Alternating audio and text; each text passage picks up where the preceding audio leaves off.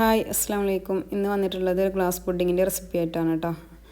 ഈ ഒരു glass pudding തയ്യാറാക്കാൻ വേണ്ടിയിട്ട് ഞാൻ തേങ്ങ വെള്ളമാണ് എടുത്തിട്ടുള്ളത്. നമ്മുടെ വീട്ടിൽ വെളിച്ചെണ്ണ ഉണ്ടാക്കാൻ വേണ്ടിയിട്ട് തേങ്ങ പൊട്ടിച്ച സമയത്ത് ഒരുപാട് വെള്ളം ഉണ്ടായിരുന്നു കേട്ടോ. തേങ്ങ വെള്ളം, ആ ഒരു വെള്ളം വെച്ചിട്ടാണ് ഞാൻ ഈ ഒരു പുഡിങ് തയ്യാറാക്കിയിട്ടുള്ളത്.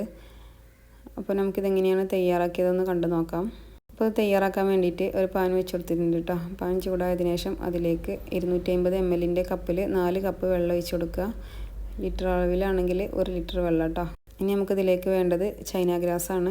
1 ലിറ്റർ വെള്ളത്തിലേക്ക് ഞാൻ 20 ഗ്രാം ചൈന ഗ്രാസാണ് കേട്ടോ എടുത്തിട്ടുള്ളത്. 1/2 ലിറ്റർ ആണെന്നുണ്ടെങ്കിൽ 10 ഗ്രാം മതിയാവും. ഞാനിപ്പോൾ സെപ്പറേറ്റ് ആയിട്ട് ചൈന ഗ്രാസ് മെൽറ്റാക്കുന്നൊന്നുമില്ല, ഡയറക്റ്റായിട്ട് ഇതിലേക്ക് ഇട്ട് കൊടുത്തേക്കാണ് കേട്ടോ. ഇനി ഒരു തേങ്ങ വെള്ളം ചൂടായി വരുന്ന സമയത്ത് നമ്മൾ ചൈന ഗ്രാസൊക്കെ ഒന്ന് മെൽറ്റായിട്ട് കിട്ടും. ഇനി നമുക്കിതിലേക്ക് വേണ്ടത് മധുരത്തിന് ആവശ്യമായിട്ടുള്ള പഞ്ചസാരയും കൂടി ചേർത്ത് കൊടുക്കുക. 1 കപ്പ് പഞ്ചസാരയാണ് കേട്ടോ ഞാൻ ചേർത്ത് കൊടുത്തിട്ടുള്ളത്. അപ്പോൾ ചൈന ഗ്രാസൊക്കെ മെൽറ്റായി വരുന്നുണ്ട്. ഇനി ഒന്ന് തിളച്ച് വരുന്ന സമയത്ത് പൂർണ്ണമായിട്ടും നമ്മൾ ചൈന ഗ്രാസൊക്കെ ഒന്ന് മെൽറ്റായിട്ട് കിട്ടും കേട്ടോ. അപ്പോൾ അത് നല്ലോണം ഒന്ന് മെൽറ്റായി കിട്ടിയിട്ടുണ്ട്. ഈ സമയത്ത് നമുക്ക് ഫ്ലെയിം ഓഫ് ആക്കിയിട്ട് ഏത് ട്രേയിലാണോ നമ്മൾ പുഡിങ് സെറ്റ് ചെയ്യുന്നത് ആ ട്രേയിലേക്ക് നമ്മൾ ഈ മിക്സ് ഒഴിച്ച് കൊടുക്കുക.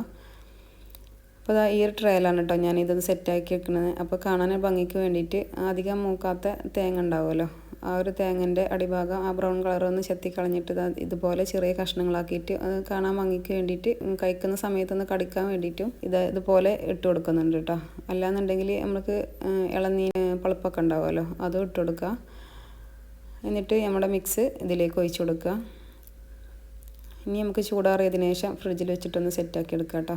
അപ്പോൾ പുറത്ത് വെച്ച് ചൂടാറുന്ന സമയത്ത് തന്നെ നമ്മൾ പുഡിങ്ങൊക്കെ നല്ലോണം ഒന്ന് സെറ്റായിട്ട് കിട്ടും.